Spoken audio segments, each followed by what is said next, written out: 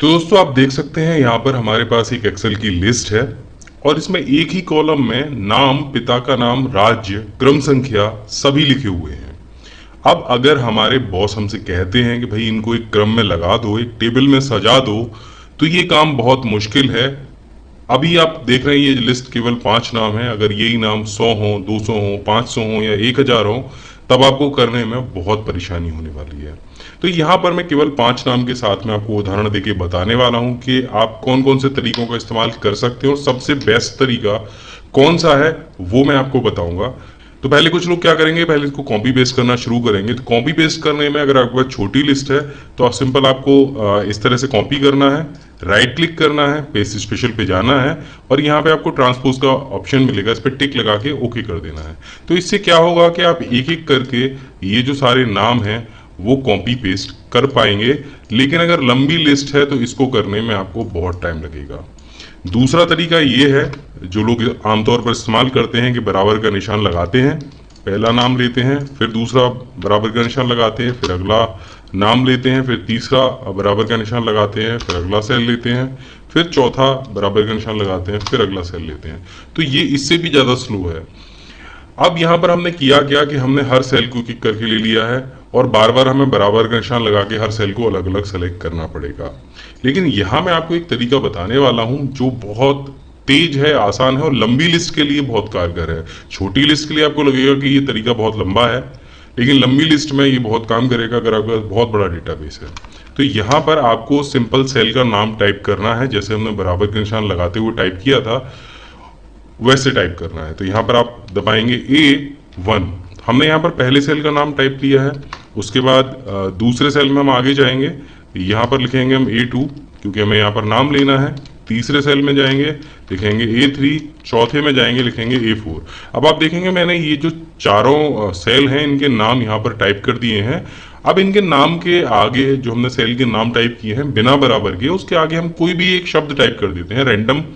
तो यहाँ पर आप अपना नाम के पहले 2 अक्षर भी टाइप कर सकते हैं। तो मैं यहाँ पर ए बी ले लेता हूँ, उसके बाद दूसरे में भी ए बी ले लेता हूँ, तीसरे में भी मैं ए बी टाइप कर देता हूँ और चौथे में भी।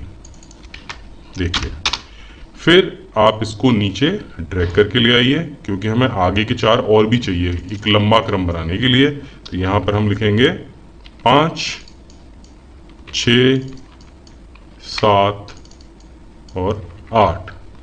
अब आप देखिए यहाँ पर मैंने जो सेल 8 नंबर वाला है वहाँ तक सारे जो सेल हैं उनके नाम ले लिए हैं। अब आप इसको सेलेक्ट कीजिए और आपको चाहिए 24 सेल, तो यहाँ पर नीचे ड्रैग करके ले जाइए। हमने 24 की जगह 28 ले लिए, कोई फर्क नहीं है, नीचे 0 आ जाएगा। अब इन सभी को सेलेक्ट कर लीजिए, कंट्रोल F प्रेस कीजिए। अब देखिए हमारा हमें करना क्या है, यहाँ पर जो ए बी लिखा हुआ है उसको रिप्लेस करा देना है हमें बराबर से।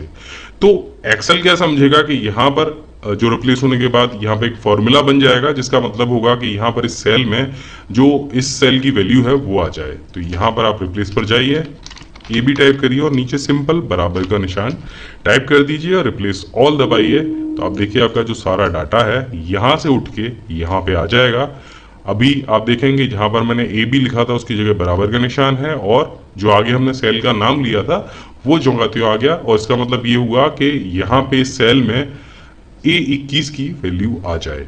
तो ये एक बहुत सरल तरीका है। लिस्ट अगर बहुत लंबी है आपके पास में तो आप इसका इस्तेमाल कर सकते हैं। अब इसका रियल मैं आपको उदाहरण दे देता हूँ। यहाँ पर मेरे पास एक ये फाइल आई थी जिसमें कुछ स्कूल्स के नाम थे, 37 स्कूल्स के नाम थे और पहले यहाँ पे नंबर लिखा हुआ है, उसके बाद वहाँ स्कूल का नाम लिखा हुआ है।